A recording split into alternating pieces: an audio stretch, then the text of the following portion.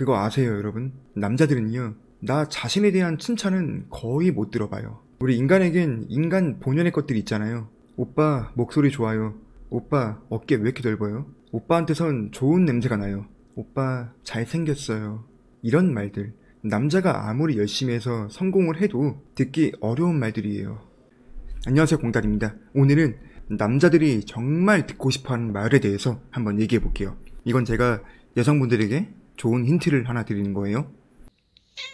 최근에 여기 화인 교류에 저랑 동갑인 친구가 한 명 왔었는데, 이 친구가 정말 자수성가한 친구야. 그냥 얼굴을 딱 보면 열심히 살아온 꼰대라고 막 써있어. 가족들이 전부 다 그 인덕원에 있는 비닐하우스에 살았던 적도 있고, 막 고등학교 시절에도 그 맥도날드 셔터 마감 알바하면서 공부하고 막 그랬단 말이야.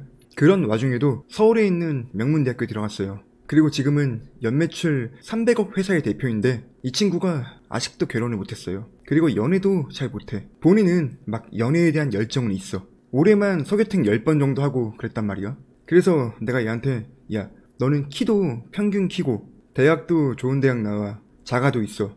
누가 봐도 지금은 성공한 사업가인데 왜 널 사랑해주는 여자를 못 만나냐? 라고 물어봤거든요. 그러니까 얘가 이렇게 대답하더라고. 만약 내 사업이 무너지고 나면 그때도 나를 사랑해주는 사람이 있을까? 그러니까 이 친구의 오류는 뭐냐면, 자기가 열심히 성취해서 이뤄낸 것들이 자기랑 동떨어져 있는 건 줄 알아. 내가 열심히 살아서 사놓은 아파트, 내가 열심히 키워놓은 내 사업체, 이 모든 것들을 나라는 사람하고 완전 별개의 것으로 본단 말이야. 병신이야. 만약 이게 뭐 부모님이 물려준 거야, 그럼 모르겠어. 본인이 열심히 해서 이뤄낸 거잖아요. 성취. 이게 여자들의 관점에서 볼 때는 얘가 자수성가하기까지의 그 성실함, 돈의 흐름을 읽는 능력, 이런 것들 하나만으로도 그 자체로도 되게 훌륭한 매력이고 남성적으로 섹시하게 보일 수 있는 요소들인데, 막상 이 친구처럼 이제 그것들을 일군 남자들의 입장에선 이것들을 언제라도 무너질 수 있는 내가 아니라 나의 것으로 본다는 거죠. 어떻게 보면 뭐 당연한 부분이기도 하고요. 사업체라는 게 정말로 언제 무너질지 모르는 거잖아요. 뭐 남자가 만들어 놓은 근육질의 몸, 이런 것도 막 운동 안 하고 먹고 싶은 거 다 먹고 그러면 3년 안에 그냥 말랑 돼지가 된단 말이야. 근육 다 빠지고 지방만 남어. 그 어벤져스 4의 토르처럼 될 수 있어요.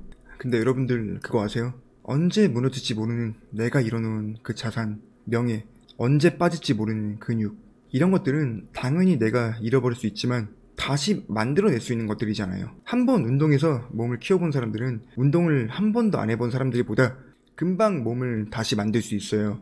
그리고 한 번이라도 내 노력으로 성공의 맛을 봤던 사람들, 이런 사람들은 역시 한 번도 성공해보지 못한 사람들보다 다시 재기할 가능성이 높단 말이에요. 왜냐면 내가 뭔가를 열심히 해서 이뤄놓은 내 습관들이잖아요.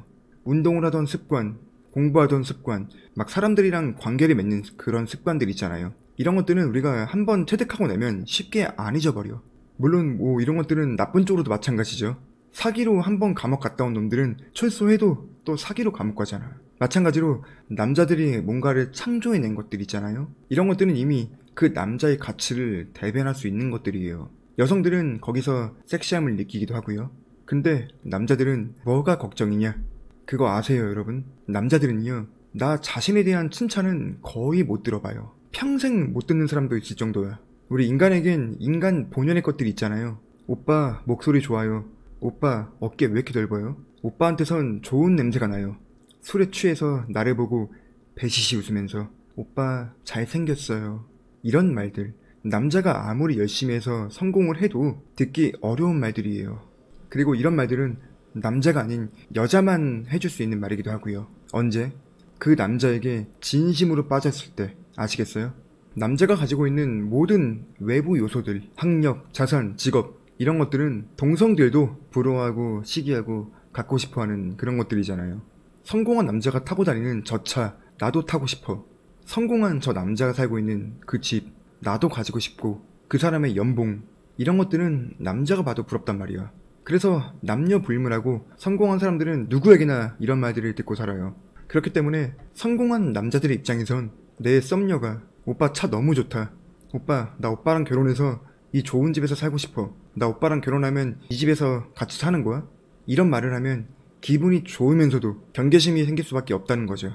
나를 좋아한다고 말은 하지만 사실 내가 제공할 수 있는 그 안전한 환경을 좋아하는 게 아닌지, 내가 이 차를 더 이상 유지할 수 없다면, 만약 사업에 실패해서 뭐 집이 넘어간다면 나라는 남자의 가치는 무너지고 이 여자는 언제든지 나를 떠날 수 있겠구나, 이런 생각을 안 할 수가 없다는 것이. 그래서 저런 것들을 다 갖춘 남자들은 나와 비슷한 조건을 갖춘 여자를 만나길 원해요. 그러면서 젊고 예쁜 여자요.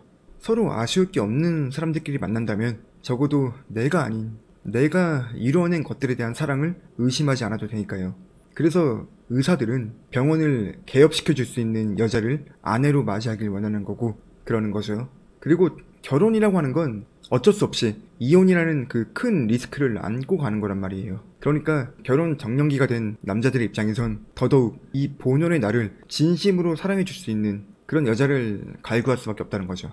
근데 참 재밌는 건 여성들의 나이가 어릴수록 이런 남자들이 원하는 그런 순수함을 갖추고 있을 가능성이 커요.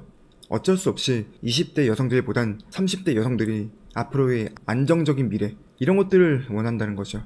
그렇기 때문에 그 남녀 간의 니즈가 서로 어긋나는 거기도 하고요. 불공정 거래를 할 바엔 그냥 결혼을 안 하겠다, 이런 남자들이 나오고 있는 추세고요.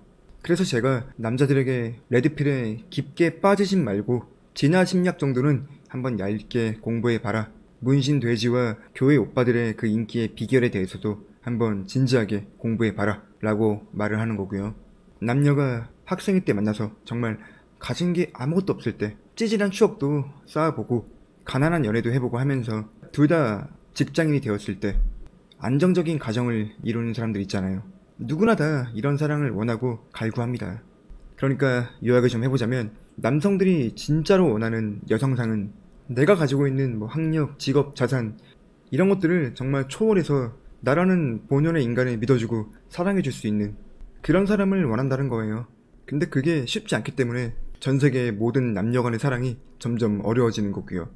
참 재밌는 게 베트남 남자들은 베트남 여자들을 욕하고 일본 남자들은 일본 여자를 욕하고 지금도 뭐 영미권에서는 미국인들보다 아시아 여자가 최고다 막 그러고 있어요. 뭐 아무튼 오늘은 이만하도록 하고 다음에 좀 더 재밌는 영상으로 찾아오겠습니다.